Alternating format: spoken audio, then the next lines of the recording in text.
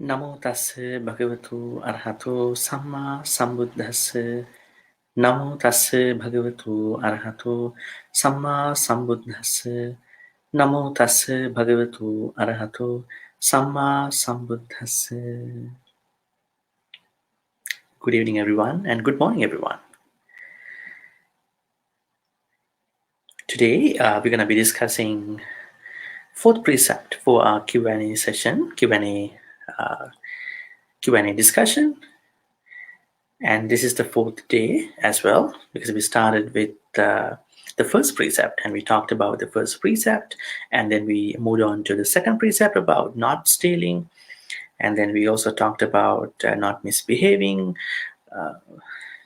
with an emphasis on adultery and all that kind of stuff last Monday. And today we're going to be discussing questions submitted by friends and Dhamma friends about not lying. So Musavada basically means lying, and Musavada Veramani means not lying. Let me start this way. Now, lying is not something that we can only talk about from normal general life, like a day-to-day life. It has, spread it over everywhere, almost everywhere. Now, there are organizations for fact-checking. Let's say if you say something not true, not truthful, and there are ways to fact-check. If you post something that is not correct, false information, fake information, and you will be, I guess, your post will be taken out by those social media and all that. So not even that. This lying has been influential almost everywhere, even in the political figures, even in almost all industries have been impacted by people who lie. That's why I mentioned to you about there are some organizations about fact-checking. Their role is to fact-check. So now, if we take a look at our business industry and the politics, you can see that how we can understand, and how you can witness about how we can feel about how they are fibbing, because this fibbing happens. Fibbing means that people can tell small lies that does not or do not cause any harm. So this is kind of connected to white lies too. So imagine there's a little boy standing over the smashed vase. He says he didn't break that vase. Or what about a teenager offering a story about why he was late to come back home? From these events, from these small home-based events into those politicized and business kind of events, we can see lie and lying. They both have been monopolizing and spreading to a larger, broad extent. So now the first question, now we know that this is the fourth precept, but keep in mind, the 5 precepts, they were long been there even before the Buddha's time. It was not originally proposed by the Buddha, and it was originally, practiced by many. But most importantly, the last precept, not taking beverages and food so that you won't be able to make a sound judgment, is more likely Buddhist. But the rest of the 4, they were there even among the contemporaries of the Buddha. So a better wording, phrasing about speech, I would say truthful speech, is sammavacha. So we had to talk about the good speech, I would say wholesome speech from that perspective, rather than not lying, because we know when we talk about the Eightfold Path, we have Samma Ditti, Samma Sankappa, Samma Vacha, Samma Kamma, Samma Ajiva, Samma Vayama, Samma Sati, Samma Samadhi. In that you can see Samma Vacha, because the Samma Vacha is the wholesome speech. I would like to call it wholesome, not like right or harmonious. So when you talk about Samavacha, which is the larger, broader perspective of speech, good speech in the Buddhist teachings, it includes not only musavada, not lying, what do you call Pisunavacha, not talking behind the back, Pausavacha, not talking hurtful words, and Sampapalapa, not being a gossiper or an idle chatter. So these four include in the bigger, larger context of, I would say, wholesome speech. So that's where we are aiming at.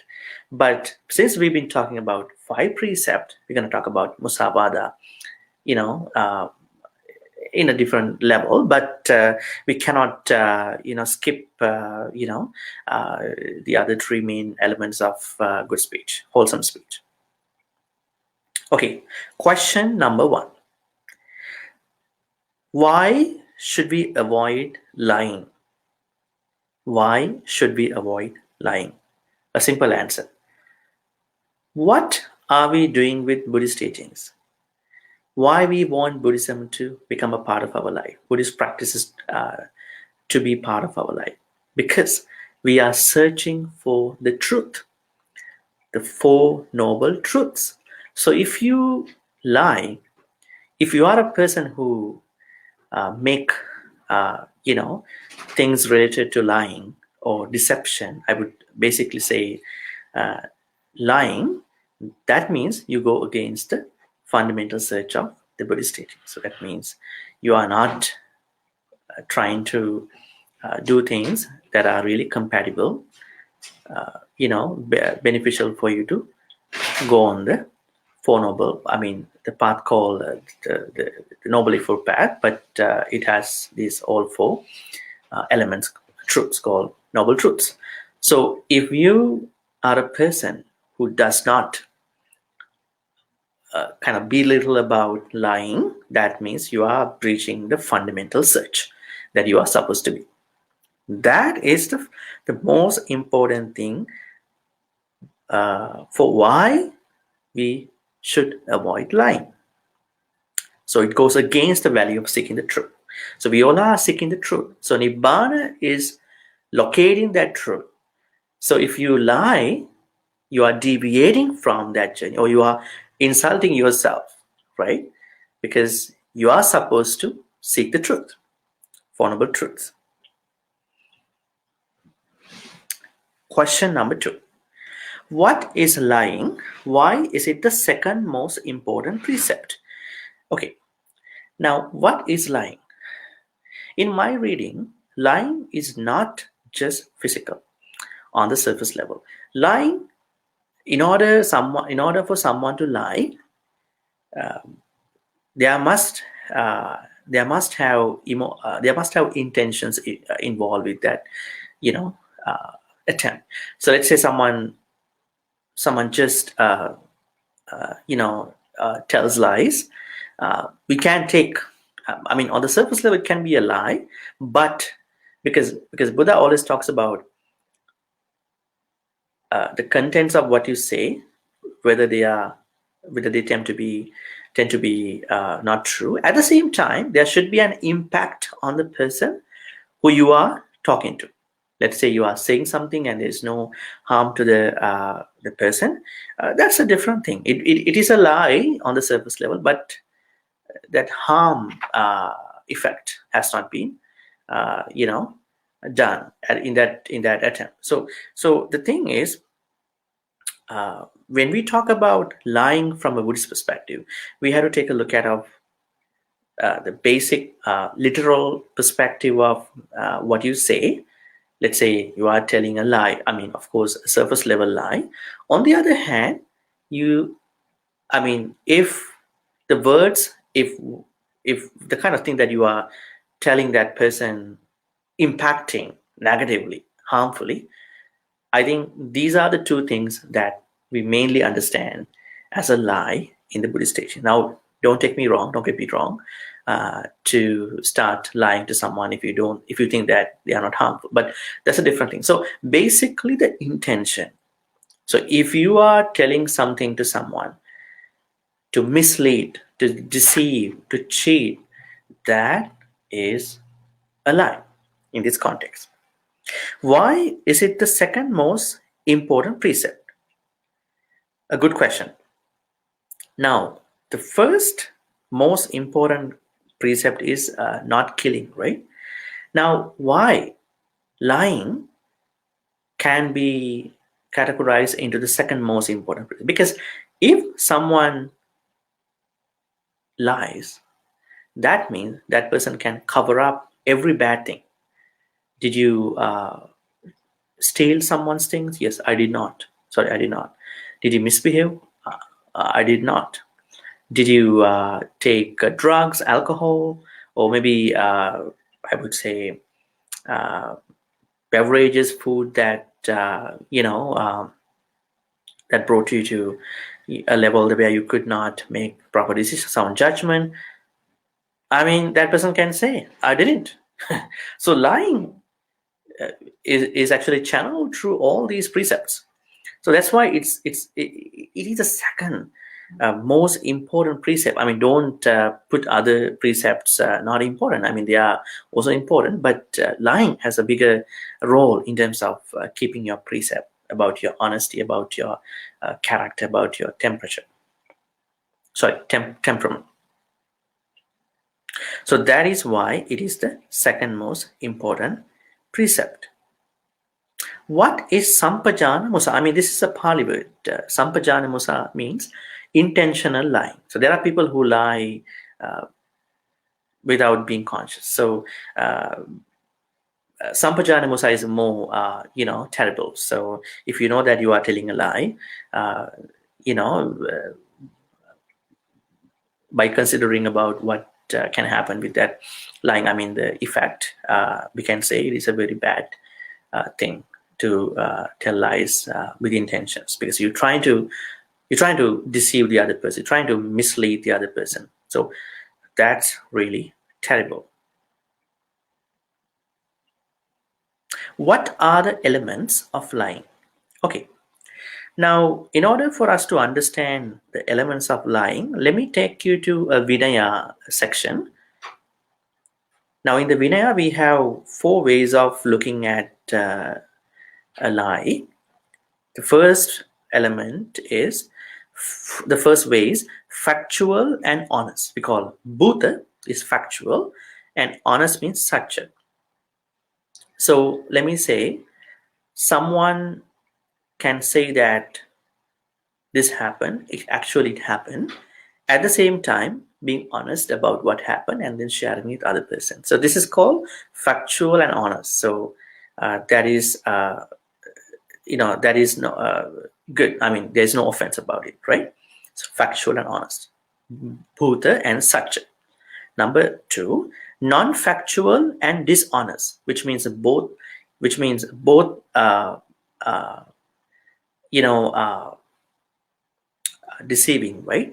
So abhuta, which means something didn't happen, at the same time that person was dishonest about it. So let's say there is someone who is going to say something which didn't happen, so spreading a lie. So non-factual and dishonest, so abhuta and musa.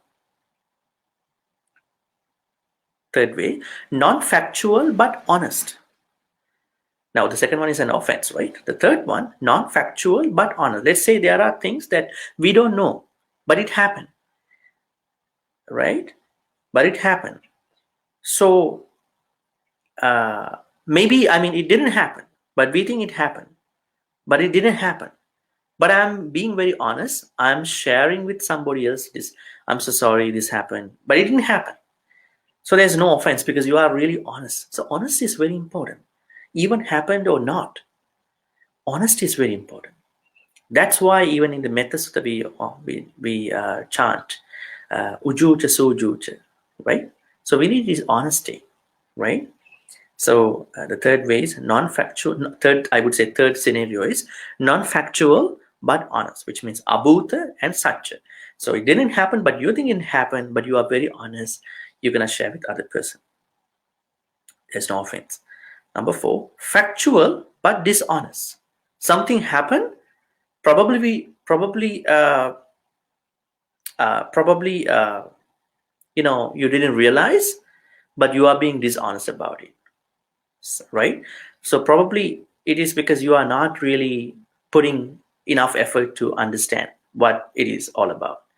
So factual but dishonest. So dishonesty is very, very important.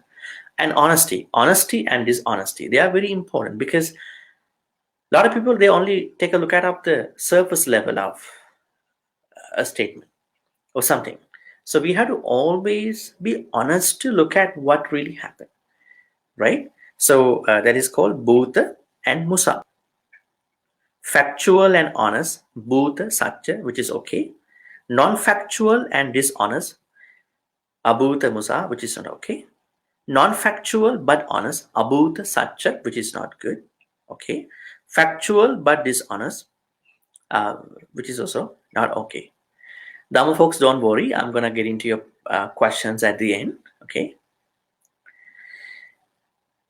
So basically, what we can understand is that your intention, your honesty about what really happened is very important. And you are telling that particular thing by looking at the proper time. And we will be talking all that at the end. But just to give you kind of a rough understanding about what should be your nature in talking, things happen, right? So you have to always look at what will happen if I'm going to say this. That's number 1. Number 2 is your intentions plus your honesty. So if you are really an honest person, that means you are always talking with intention. At the same time, you are telling the proper thing. It might be on the surface something not manifesting, but you understand what to say. You are trying to tell yourself that I'm not misleading, I'm not messing other people up. So this should be the main rough understanding that we all need to keep in mind in thinking, in looking at Musawada. What is the difference between lying and cheating? There is no difference. They are interconnected, because when you want to cheat someone, you may lie, right?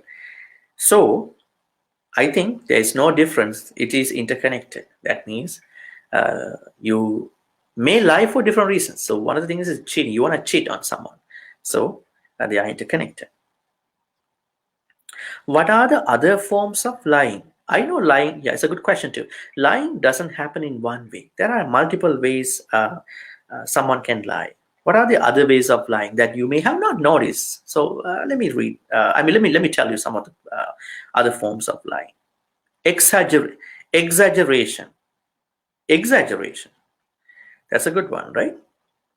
Now, what is an exaggeration? So people can brag about things. At the same time, people can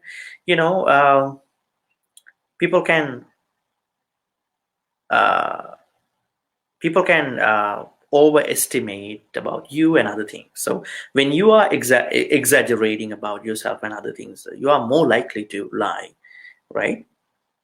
So be very careful. Be cautious about events, places where you might be into exaggeration. That is one form of lying. Then insinuation. So insinuations can happen, like you're talking indirectly, right? So we have to be very careful that scenario too. So whenever you want to, you might feel indirectly to insinuate. So that might be another form of lying. Talking a lot. If you are a person who talks a lot, you probably will be a liar. So that's a good thing, right? So Buddha says, be a person who talks in moderation. What is the right Pali word for that? There's a word for that. I think mitabhani. So mitabhani means you know what you talk, and you know the level and the contents and the time you want to talk. Now there are people who cannot even finish in time, even when they are given a particular talk, right? They are not mindful. That is one thing. Then the other thing is that when they talk to other people, they don't know what to talk, so they just keep going, right? So we have to be careful if we are people who talk a lot, because Buddha asks us to talk in moderation, not even eat in moderation, but also talk in moderation.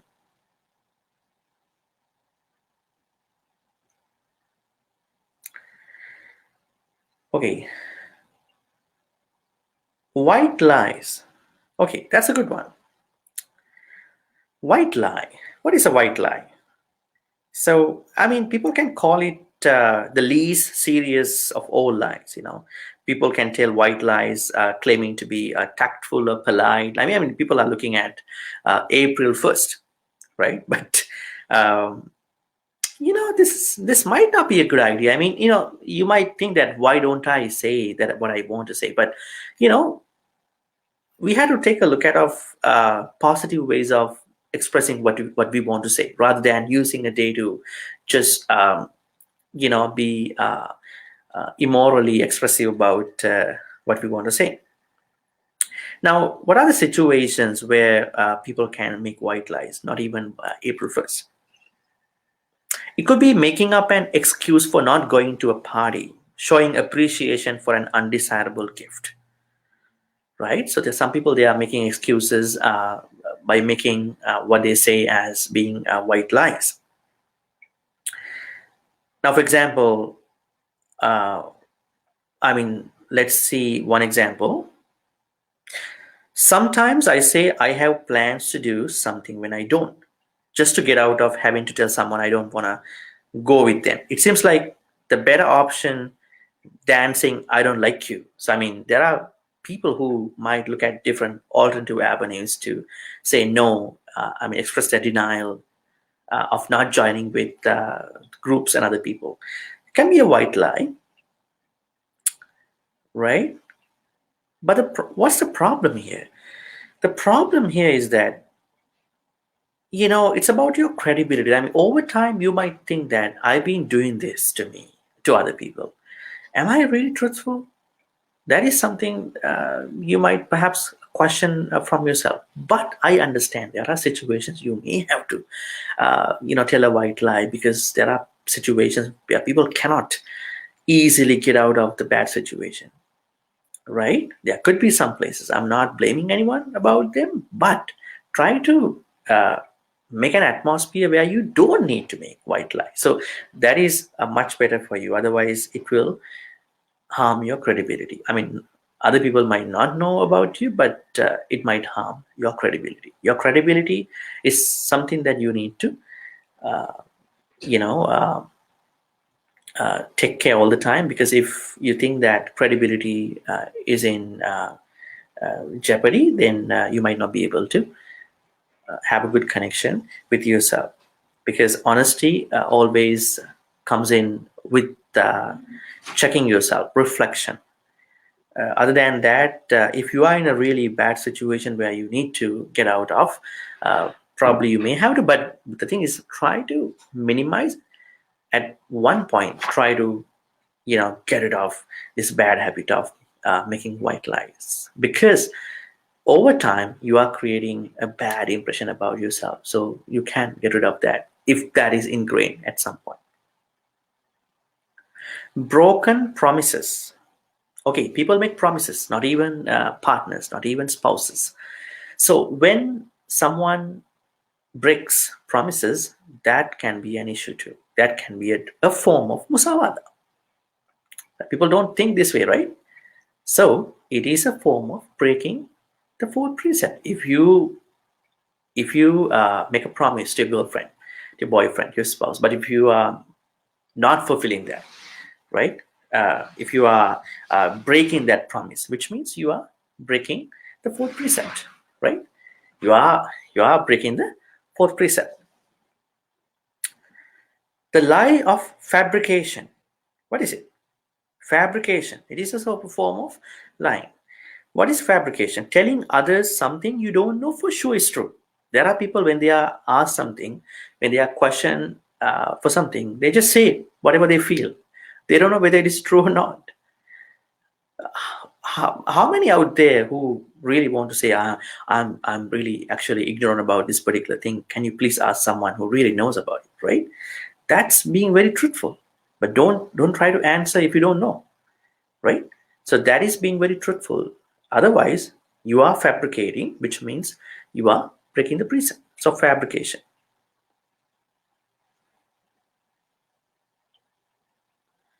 At the same time, when you are fabricating, you also spreading rumors among other people. Now we will get into that because it's part of musavada too. The what do you call unwholesome speech, which musavada is a part of. So if you are a person who is fabricating, you are far more susceptible to, breaking pisuna vacha as well, backbiting or talking behind the back thing too. Another form of lying is the bold-faced lie. The bold-faced lie is telling something that everyone knows is a lie. There are things that everyone knows is a lie, but everybody tells that lie, right? We should be a part of that kind of a bigger public lie, because, right? Probably this could be more politicized at certain point. But anyways, the bold-faced lie is another form of lie, which means everybody knows it's a lie, but they tell that particular lie when they are asked to do so.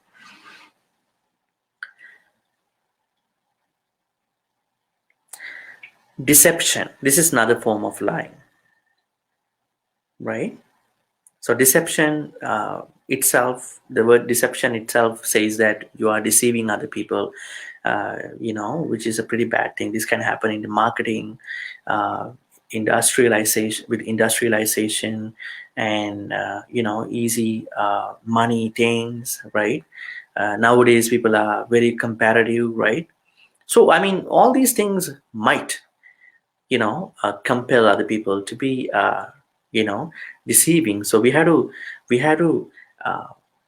check in with us. Am I really deceiving other people with my job, with my words, with my teaching, all that, right? So that's a pretty interesting. But so deception is one of the biggest forms of lying. This is more about academic stuff, plagiarism, intellectual copyright. So there are people who copy and paste, right, without acknowledging other people. This can happen. So plagiarism. So don't never ever copy other people's intellectual stuff, even academic work as well. So that's one other form of what do you call lying, because it is on the surface level stealing, but also lying, because you are telling that this is my own work at a time which is not your own work, right? So it can happen when you copy and paste other people's things. Please give credits, video credits and audio credits, photo credits. If you upload someone else's video, give credits to original person, right?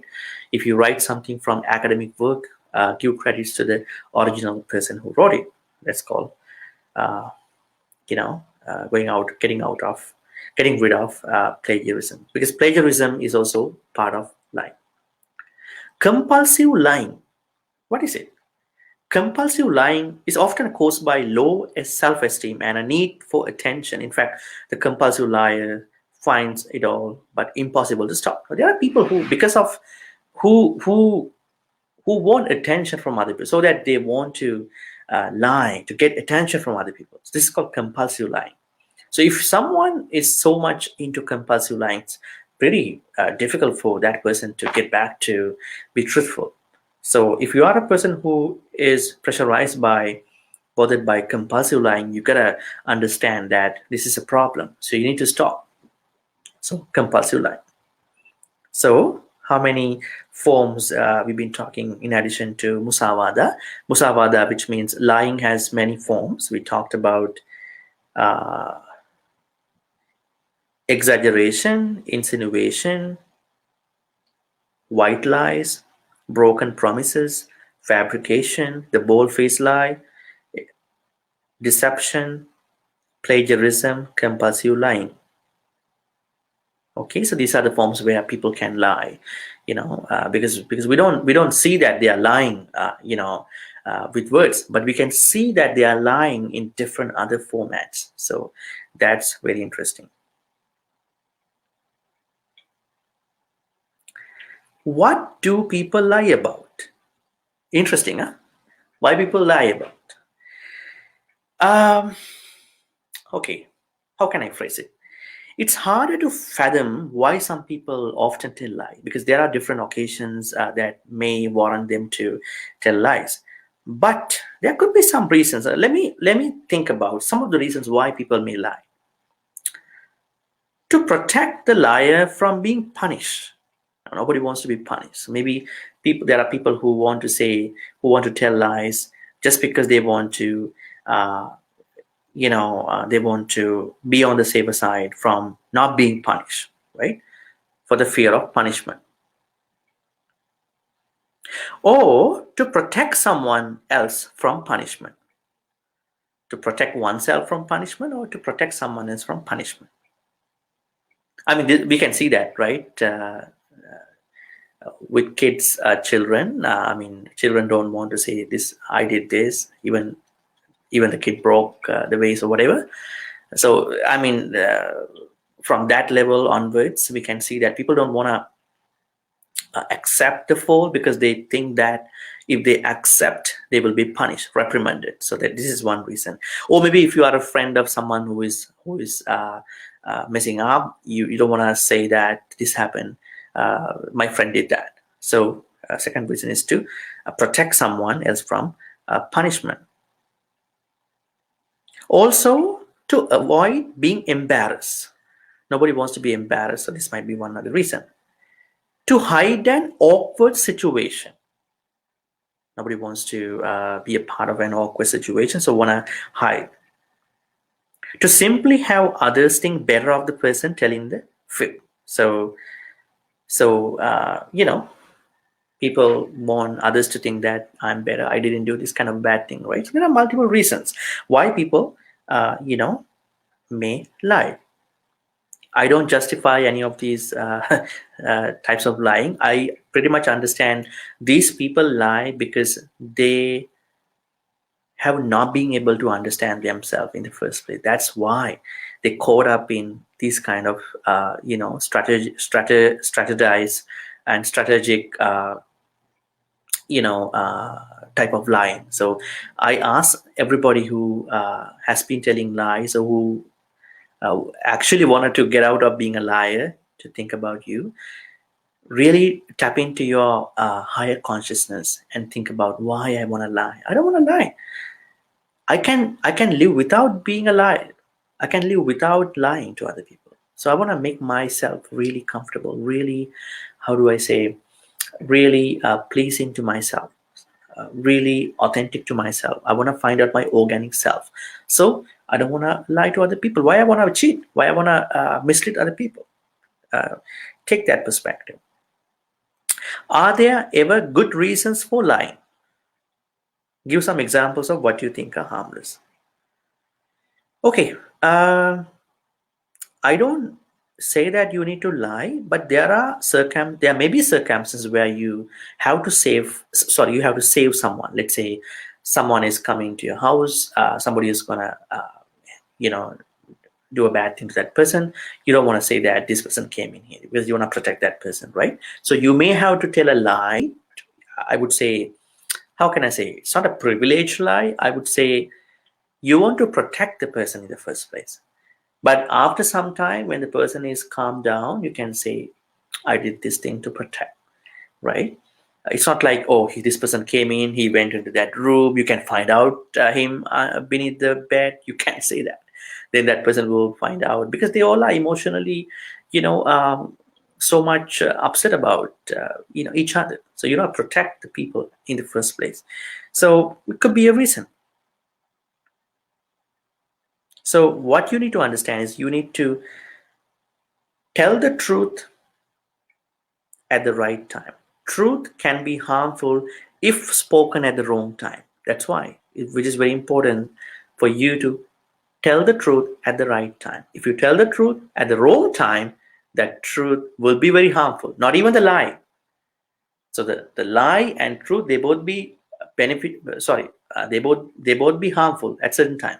So you have to look at the certain situation, particular situation, and then only tell the truth, right? But generally speaking, we are not supposed to make a lie, but tell a lie. But if situations warrant you to save someone, you perhaps want to take an initiative to save other people in the best possible way, in your best interest. Why not lying is a part of the Noble Eightfold Path?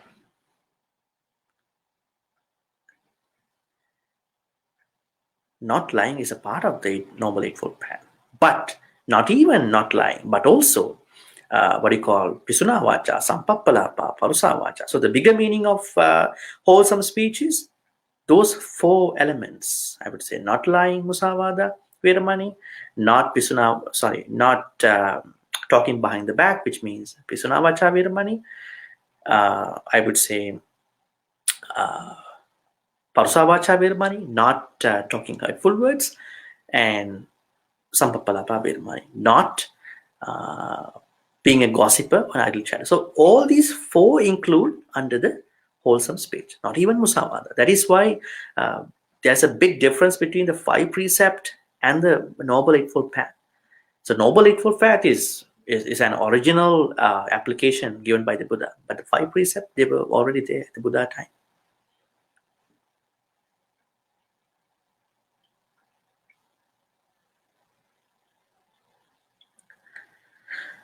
Now, what are the kind of words Buddha asks us to talk? Let me read you some quotations from Sālayaka Sutta, Majjhima Nikāya 41.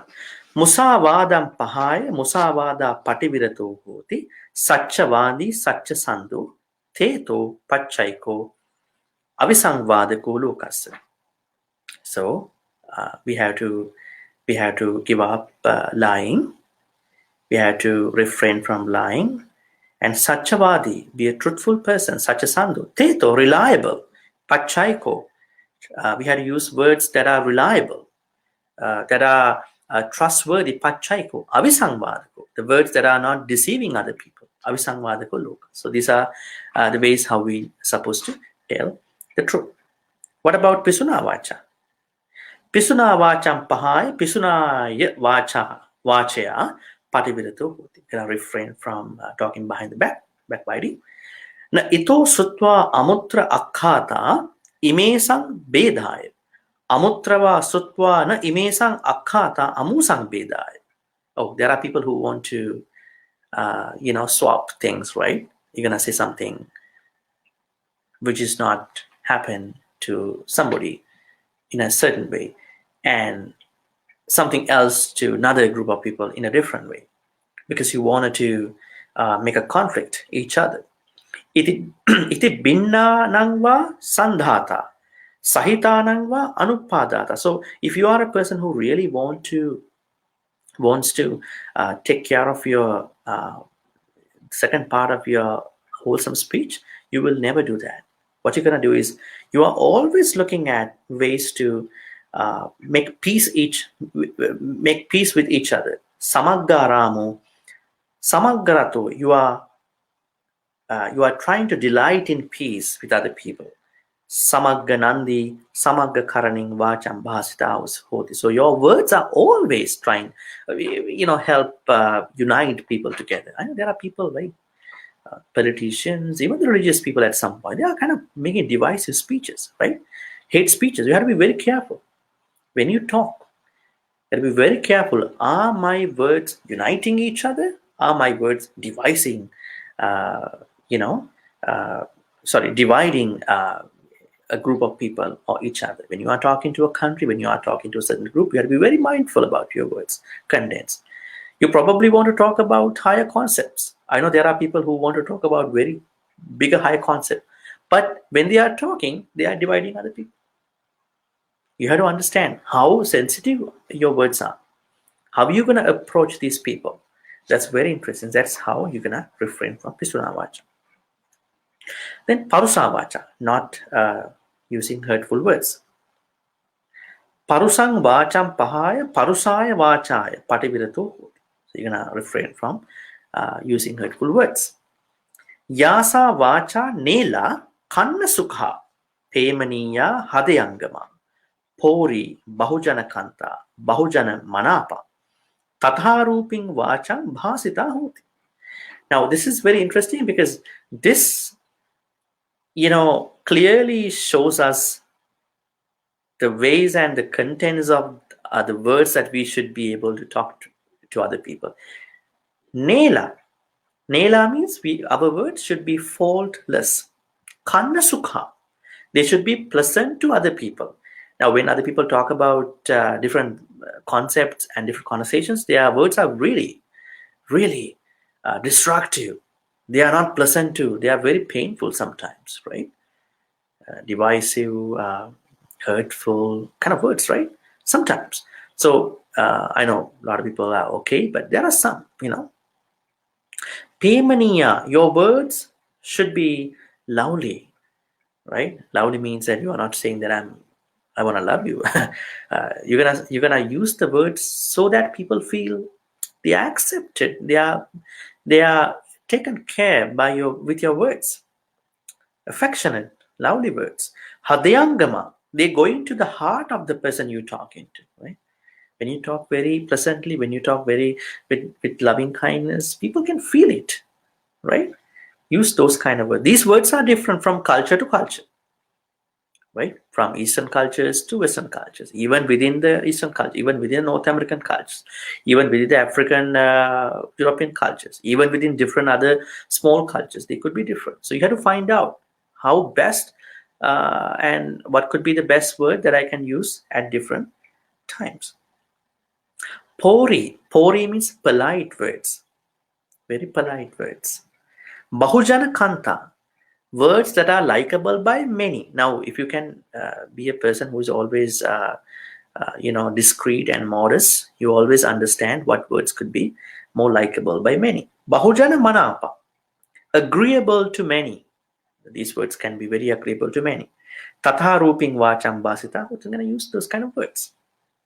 Nela kannasuka pemaniya hadayangama, pori bahujana kanta bahujana manapa.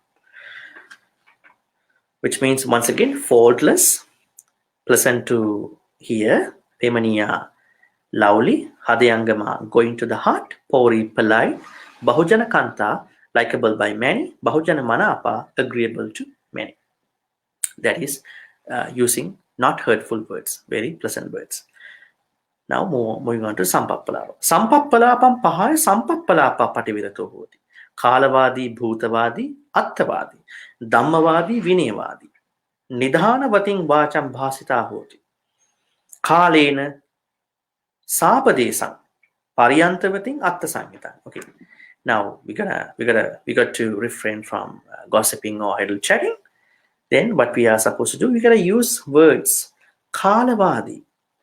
Words that are appropriate with the time. Let's say you are at a different location at a different time of the day, maybe the time of the situation. Then you gotta use the words that are very timely. Bhutavadi, really, the words that are really appropriate to the things happen. Attavadi, meaningful. Dhammavadi, in line with the Dhamma, the words that are in line with the Dhamma. Vinayavadi, the words that are in line with the Vinaya, discipline. Nidhanavati, worth treasuring. I mean, they are really, really important words that are not being used by many people. Vacham bhastahoti. Kalena sapadesam pariyantavating atta samhita. Sapadesam means well-grounded words. Atta pariyantavating, purposeful words. Atta sanghitang, useful words. So this is the content that you're gonna use in order to refrain from sampappalapa. What are the karmic effects of lying? Okay. When you tell lies, what will happen to you? Musavado bhikkave asevito bhavito bahulikato niraya sangvattaniko tirachana yoni sangvattaniko petti visaya sangvattaniko. If you tell a lie, if you keep telling lies, what will happen to you is that you will be reborn in one of the places called Niraya's hells, animal kingdom, or being a ghost. In case you reborn as a human, what will happen to you? Manusya bhutasya abhutab abhutab abhutab bakha sangvatani gohodi, which means the minimum result it leads to for a human being is false accusations. So if in case you reborn as a human, other people will accuse you for nothing, for things you didn't do. So which means you have lied in your previous life. What about Pisunavacha? The same thing will happen to you. You will be reborn in hell's animal kingdom, which means you may be reborn as an animal or a ghost. What's the minimum? What's the minimum result when you have done backbiting or talking behind the back? The minimum result it leads to for a human being is being divided against friends. So you don't have a good circle of friends. You all are divided. You always divided by other friends. What about the karmic results of using hurtful words? You will be reborn in one of the places, become a person in the hells, or become an animal, or become a ghost. What's the minimum human thing? The minimum result it leads to for a human being is hearing disagreeable words. You won't hear good words from other people because you in past lives you have spoken a lot of hurtful words to others. That's why you are always hearing bad words from other people in your circles. What happens when you done gossiping, or when you became a gossiper or an idle chatter? The same thing will happen. You might be born in animal realm or ghost realm or a hell. The minimum result it leads to for a human being is that no one takes what you say seriously, which is pretty bad, huh? You talk a lot, but people don't accept you. So you are not a person who can be trusted by other people. People don't trust you because you have gossiped a lot. You have been an idle chatter a lot. Gossiper is spreading rumors. Idle chatter is someone who always spends time by wasting that particular time. So don't be a person who tells lies. You had to get out of, you had to refrain from lying, backbiting, or talking behind the back, and what do you call talking from hurtful words, and not becoming an idle chatter or a gossiper. Which one has the most substantial form of not lying? 5 precepts or 10 unskillful activities? I would say 10 unskillful activities because you can see these 4 bad words, in that akusala list. Why has lying been the most relevant virtue when it comes to modern day life? Because there are a lot of people who lie in different ways. Now, just imagine about copyright issues, signature, paperwork, conventional rituals, certificates, documentation, legal matters, misleading statements, false news, fake news, articles. So people lie. So that's why we have to stop this happening if we are very conscious. So we can practice a very conscious, very substantial, interesting way of fourth precept if we know different avenues where we can lie. What is not lying in the form of satya? Yes, the opposite of not lying is being truthful. So we call it satya. Satya is a paramita, perfection that we all have to practice. It is also the word that we use to understand the Four Noble Truths, satya. Chatuvarya satya. The next question: how can we show that we are truthful?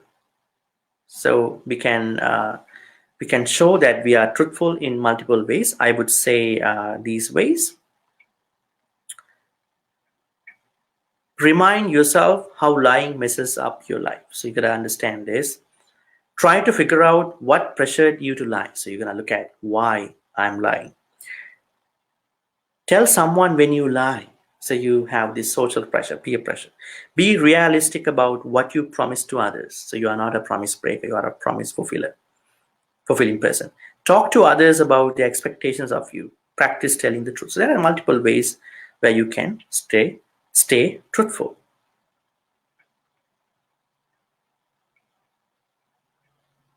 What words are we supposed to talk? Okay, I think I mentioned about kind of words, loving, pleasant, and all those kind of words. Let me say them again. Nela Kanasuka Pemania Hadiangama Pori Bahujana Kanta Bahujana Manapa, right? Polite, likable by many, for less, pleasant to hear, affectionate or lovely, going to the heart, right? So those kind of words. How are we supposed to talk? We have to talk with loving kindness. Metta Sahagata, Vachikamena. So when we talk, we have to be considerate about 5 things.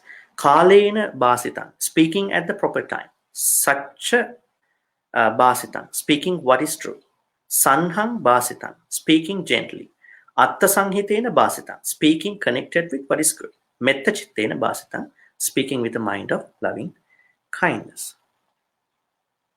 Okay. Should we always talk something agreeable to others? No. But there are places where we have to speak up, but you have to understand the effect. What will happen. Depending on what will happen, we have to be careful. But most often we try to talk very pleasant words, but if there's an injustice, we have to speak up in a good way. Can we spot a liar? Very difficult, huh? But there are different, exhibited unique idiosyncrasies of people who telling lies. But but it's not that easy for us to spot a liar. I would say, there are certain things that we can, notice with a liar. I would say when people are lying, they might be nervous, right? They might show some of the, things that you can see, particularly like nervousness, voice changes, fidgeting, averting eye contact, right? These are the things that you can spot a lie if you want to. Let me see.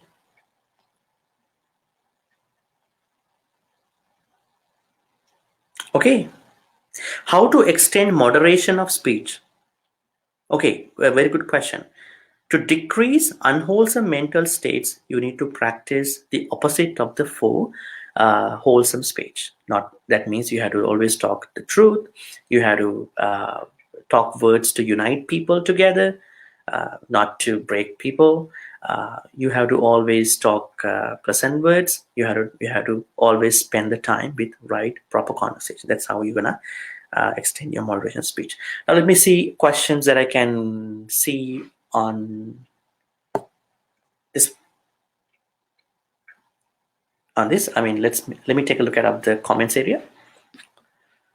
If you are lying, do you have a bad karma? Yes, definitely. But depending on your intentions and the harm that you are making to. When not keeping a promise, is it considered lying? Yes, I think I mentioned that properly. What is compassionate lie? Which could be a lie that you might say to save someone, but you have to tell the person what really happened after at a good time. Is keeping something quiet to lying? Well, I mean, you have to sometimes keep the truth because it's not the right time to say. When the right time is available, you're gonna say that.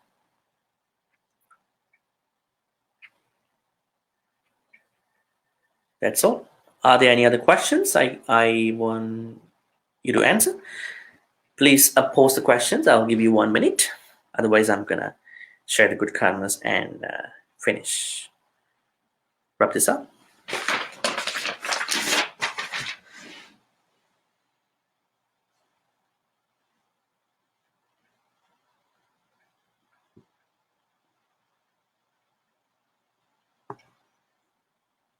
So, folks, today we've been talking about how to refrain, why we want to refrain, what are the different forms of lying. Well, this is very important because you have to make your life very credible to yourself. You have to be very honest to you.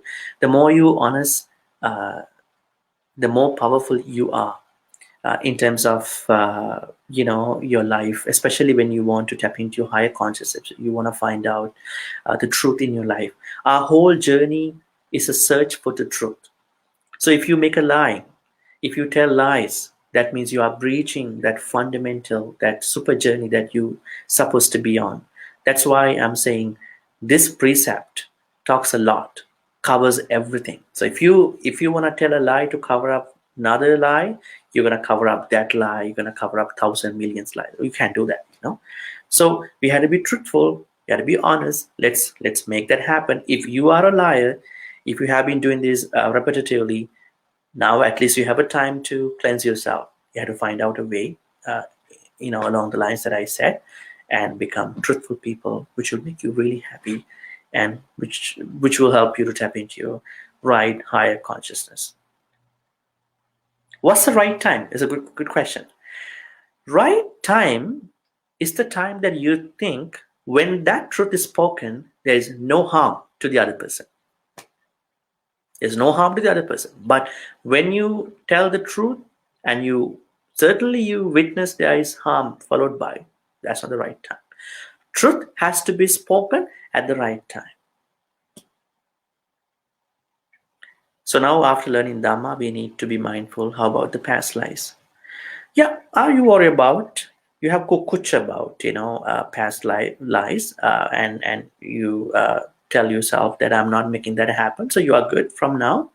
So it's okay, but don't worry about the past lies, because you accept yourself, your previous you. You are not making lies in the future. Don't worry about it. You have to accelerate your path.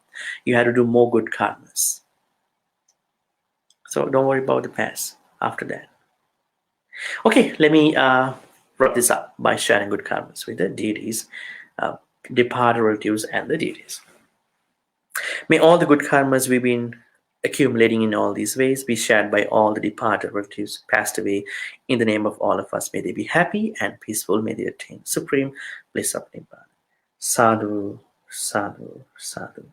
Idam me ñāti nang hutu sukhita huntu ñāteo. Idam me ñāti nang hutu sukhita huntu ñāteo. Idam me ñāti nang hutu sukhita huntu ñāteo. Let's share all the good karmas with the deities who protect all of us. May all the deities be happy and peaceful. May they also attain the supreme bliss of Nibbana. Sadhu, sadhu, sadhu. Ittavata cha ammihi sambatang punya sampadang sabbe deva anumodantu sabbe bhuta anumodantu sabbe satta anumodantu sabba sampatti siddhya akasattha cha bummattha deva naga mahittika punyantang anumoditva chirang rakkhantu lokasasanang chirang rakkhantu desanang chirang rakkhantu mam paranti. Finally, let's make a great wish. May all the good karmas we've been accumulating so far be helpful for all of us to attain the supreme bliss of Nibbana. Sadhu, sadhu, sadhu. I'm going to be blessing you with a couple more stanzas. Please receive the blessings. Abhivadana silis nichang vada pachayino chattaro dhamma vadhanti ayuvano sukhang balang ayurarogya sampatti sangha sampatti mevacha atu nibbana sampatti iminati saminjatu. Sadhu, sadhu, sadhu. Folks, we have an interview coming up this Sunday, and it's going to be your Sunday evening. Those folks from Malaysia and Singapore, Sunday evening, and for those folks from North America and Europe, it's going to be your Sunday morning. It's going to be a pretty interesting topic. It's about yoga. Stay tuned. Have a good night. Have a good night. Have a good day. Take care to continue yourself.